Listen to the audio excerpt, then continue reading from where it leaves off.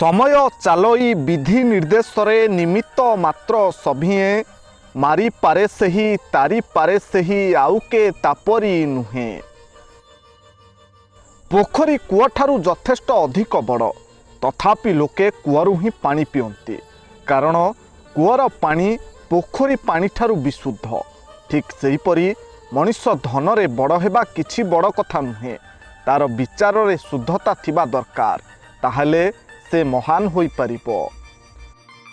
समय साथी रे अनेक किछि बदली जाए, लोक माने भी, संपर्क भी, अनुभव भी, आ बेले बेले आमे निजे भी। गोटे क्यारेक्टरलेस मनुष्य सबु बेले अन्यर क्यारेक्टर को आक्षेप करी कथा कुहे, काहींकि ना से निजे जहा अन्य को सेई भावी निज कदर्य भावनार निकितिरे तौली थाए। मनुष्य जेते बड़ होई थाए ना काहींकि से जदि शिक्षित सभ्य मार्जित नुहे तेबे गंधहीन फूल परी होई थाए। वेद पढ़िबा बहुत सहज, किंतु जेउ दिन अन्यर वेदना पढ़ी पारिबे से दिन भावंतु मनुष्य जन्म आपणकर सार्थक होईछि।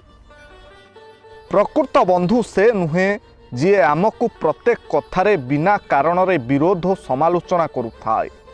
प्रकृत बंधु तो सीए जी आम नीरवतार शब्द को भी अनुभव करि पारुथाए।